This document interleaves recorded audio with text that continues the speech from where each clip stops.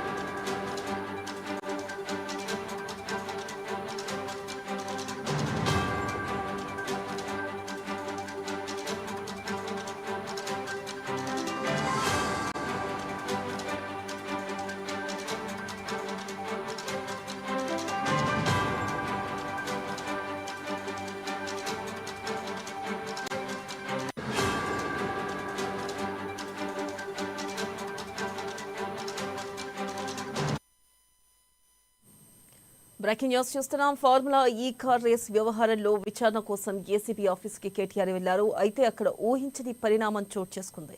విచారణ జరగకుండానే ACB office నుంచి వెళ్లిపోయారు కేటీఆర్. తన లాయర్లను లోపలకు అనుమతించకపోవడంతో కేటీఆర్ ఏసీబీ కార్యాలయం నుంచి వెళ్లిపోయారు. దీనిపై మరింత సమాచారాన్ని మా ప్రతినిధి రాంబాబు ఫోన్ లైన్ ద్వారా అందిస్తారు.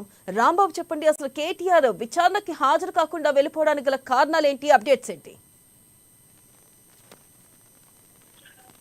వెన్నెల ఈరోజు మాజీ మంత్రి బీఆర్ఎస్ వర్కింగ్ ప్రెసిడెంట్ అయినటువంటి కేటీఆర్ ఈరోజు ఏసీబీ విచారణ కోసం ఏసీబీ కార్యాలయానికి రావడం జరిగింది. ఏసీబీ కార్యాలయానికి వస్తూనే తన న్యాయవాదులను కూడా తీసుకొని రావడంతో ఇటు ఈ ఫార్ములా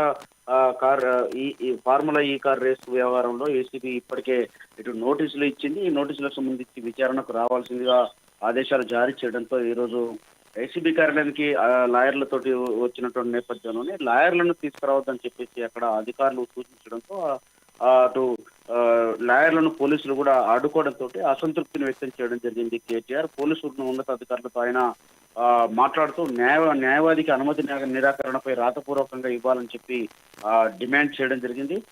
ఏసీబీ కార్యాలయానికి తను రమ్మన్నారు. ఇప్పటికే కేసు దీనిపైన క్వాష్ పిటిషన్ వేశాము. క్వాష్ పిటిషన్ హైకోర్టులో ఉన్నది. అది కేసు తీర్పు రిజర్వ్ లో ఉంది. ఈ రిజర్వ్ లో ఉన్నాక కూడా తాను ఏసీబీ విచారణకు రమ్మనడం ఏంది, మొత్తం నాకు ఆధారాలు కావాలన్నారు. ఏం ఆధారాలు ఏమున్నాయి, వాటికి సంబంధించి మొత్తం కూడా ఒక మంత్రిగా మాత్రమే నేను ఆ రోజు ఉన్నటువంటి పరిస్థితుల్లో దానికి సంబంధించి నా పని నేను చేశాను. దానికి సంబంధించి పూర్తి వివరాలు ప్రభుత్వం దగ్గర ఉన్నాయంటున్నారు కాబట్టి ఆ హైకోర్టులో దానికి సంబంధించి ఇప్పటికి సబ్మిట్ చేశారని చెప్తా ఉన్నారు. వాదనలు కూడా ముగిసినాయి కాబట్టి తీర్పు రిజర్వ్లో ఉన్నాక ఇంకా నన్ను ఇక్కడికి ఏసీబీ కార్యాలయానికి పిలవాల్సినటువంటి అవసరం ఉంది. పిలిచిన నా న్యాయవాదులు వద్దని చెప్పడం ఏందని చెప్పి పోలీసులతో వాదన చేయడం జరిగింది.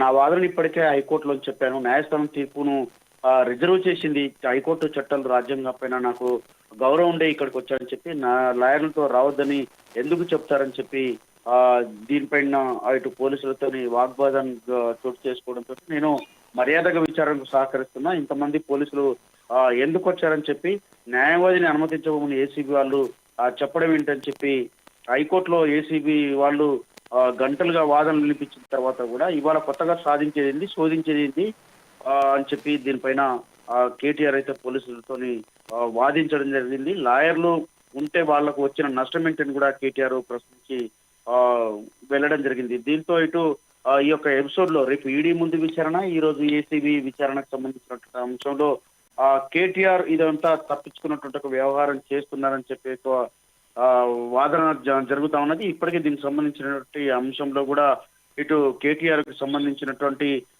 ఏసీబీ విచారణ అధికారులు కూడా హైడ్రామా ఇక్కడ క్రియేట్ చేస్తున్నారని చెప్పేసి ఏసీబీ అధికారులు అంటున్నట్టు తెలుస్తోంది. ఏసీబీ విచారణ తప్పించుకోవడానికే న్యాయవాదులను తీసుకొచ్చాడని ఏసీబీ అధికారులు అంటున్నట్టు తెలుస్తోంది. హైకోర్టు ఆదేశాలను ఉల్లంఘించారు కేటీఆర్, దర్యాప్తుకు సహకరించాలని చెప్పి హైకోర్టు చెప్పినా కానీ కేటీఆర్ వినడం లేదు. న్యాయస్థానం దృష్టికి ఈ అంశాన్ని తీసుకెళ్తామని కూడా ఏసీబీ అధికారులు చెప్తా ఉన్నారు. అయితే రేపు ఈడీ విచారణ ఉంది, మరి ఈ నేపథ్యంలో ఆయన ఆ విచారణకు కూడా హాజరయ్యే అవకాశాలు లేకపోయినాయి అంటారా? ఇప్పుడు ఈ అంశాన్ని చూసుకుంటే దీంతో పాటుగా ఈడీ విచారణ కూడా ఇదే తరహాలో వచ్చేటువంటి అవకాశం కనపడతా ఉంది. న్యాయవాదులను తీసుకొని రావాలని వచ్చేటువంటి ప్రయత్నం చేస్తూ అక్కడ ఈడీ విచారణ కూడా ఏసీబీ విచారణకి ఏ తంతు అయితే జరిగిందో అదే తంతు అక్కడ జరిగేటువంటి అవకాశం కూడా కనపడతా ఉంది. రాతపూర్వకంగా న్యాయవాదులను రావద్దు అని చెప్పి అధికారులను రాసియాలని చెప్పి కోరడం అనేది ఇది ఏసీబీ అధికారులు చెప్తున్నట్టయితే హైకోర్టు ఆదేశాలను ఉల్లంఘించినట్టు అని చెప్తా ఉన్నారు. కాబట్టి రేపు ఈడీ అధికారుల దగ్గర కూడా ఇదే రీతిలో న్యాయవాదులను తీసుకొచ్చేటువంటి అవకాశం ఉంది. కానీ ఈడీ ఎదుట మాత్రం కేవలం ఎవరైతే పర్సన్ ఉన్నారో పర్సన్ మాత్రమే హాజరు కావాల్సి ఉంటుంది. న్యాయవాదులను తీసుకొచ్చేటువంటి అవకాశం లేదు. కానీ న్యాయవాదులను ఒకవేళ తీసుకొచ్చినా కానీ న్యాయవాదుల సమక్షంలో విచారించేటువంటి అవకాశం ఉంది. కానీ ఇక్కడ న్యాయవాదులను అనుమతిస్తుందా లేదా ఈడీ అనేది చూడాలి. వెన్నెల అలాగే చూసుకున్నట్టయితే ఏ1 కార్ రేస్ లో ఈ ఫార్ములా కార్ రేస్ లో A1 గా నిందితుడిగా ఉన్నారు. ఈ నేపథ్యంలో కేటీఆర్ విచారణని తప్పించుకునే ప్రయత్నం చేస్తున్నారు. అయితే తదుపరి నిర్ణయం ఏసీబీ ఏ విధంగా కార్యాచరణ ముందుకెళ్లనుంది కేటీఆర్ విషయంలో? రాంబాబు, ఇప్పటికే దీనికి సంబంధించినటువంటి అంశంలో అక్కడ జరిగినటువంటి విషయాన్ని మొత్తం కూడా ఏసీబీ హైకోర్టు దృష్టికి తీసుకెళ్తానని చెప్పడం జరిగింది.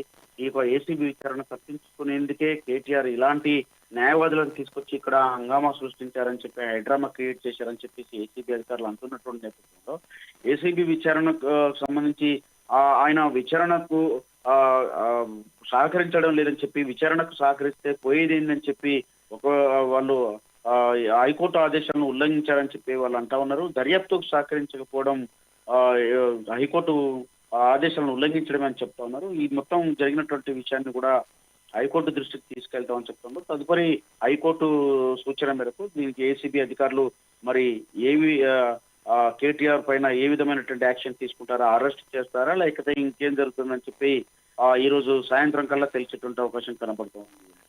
అయితే రాంబాబు, ఇక్కడ హైకోర్టు స్పష్టంగా ఆదేశాలు జారీ చేసింది విచారణకి ఖచ్చితంగా హాజరు కావాల్సిందే అని. ఈ నేపథ్యంలో ఈ రోజు ఆయన ధిక్కరించారు. అయితే తదుపరి హైకోర్టు కూడా ఏ విధంగా ఈయనపై యాక్షన్ తీసుకునే అవకాశం ఉందంటారు?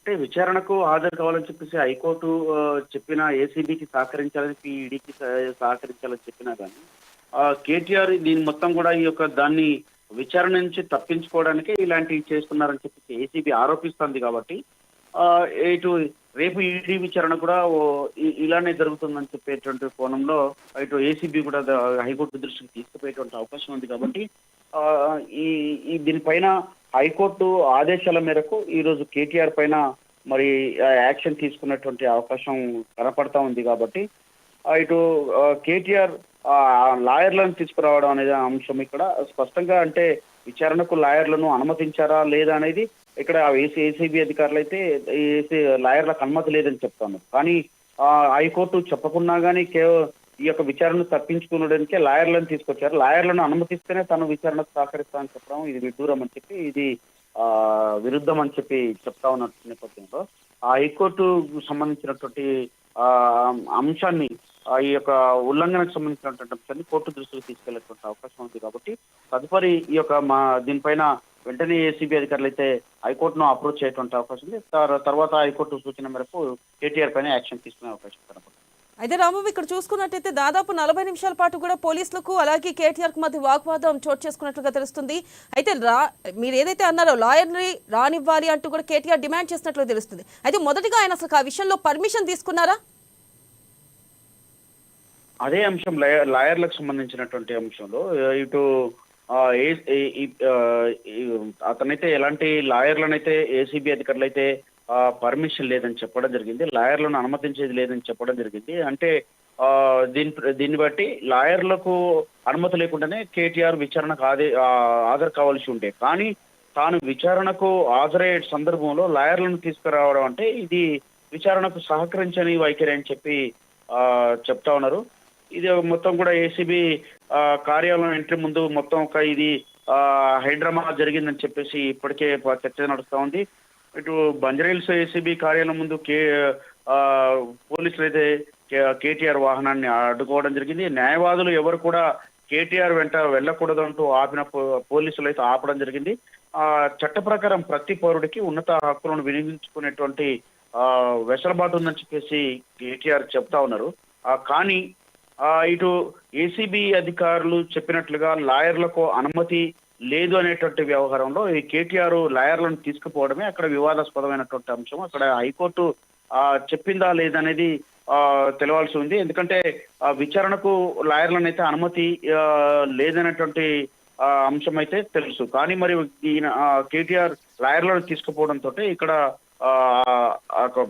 ఈ యొక్క సంఘటన జరిగింది. దీంతో మరి పోలీసులు ఇటు కేటీఆర్ వాహనాన్ని అడ్డుకోవడమే కాకుండా, ఎందుకంటే ఈ లాయర్లను లోపలికి అనుమతించమని చెప్పినటువంటి నేపథ్యంలో కేటీఆర్ కూడా వాగ్వాదంకి దిగినటువంటి పరిస్థితి. తాను లాయర్లను అనుమతిస్తేనే విచారణకు సహకరిస్తామని చెప్పడం అనేది ఇది ఏసీబీ అధికారులు ఆరోపిస్తున్నట్టు విచారణకు సహకరించకుండా ఉండేందుకే ఇలాంటి చర్యలకు పాల్పడుతున్నట్టు చెప్తున్నటువంటి నేపథ్యంలో ఈ మొత్తం 40-45 నిమిషాల్లో జరిగినటువంటి ఈ యొక్క సంఘటనకు సంబంధించినటువంటి అంశాన్ని మొత్తం కూడా హైకోర్టు దృష్టికి తీసుకెళ్లాలని చెప్పి భావిస్తుంది. హైకోర్టు తదుపరి చర్యల తర్వాత రేపు ఈడీ విచారణ కంటే ముందే ఏసీబీ మరేమైనా యాక్షన్ తీసుకుంటుందా, లేకపోతే ఈరోజు సాయంత్రం మరి ఈ యొక్క హైకోర్టుకు వెళ్ళిన తర్వాత ఈ విచారణ నిమిత్తం అరెస్టు చేసి విచారణ చేసేటువంటి అవకాశం కూడా ఉన్నట్టు తెలుస్తా ఉన్నది.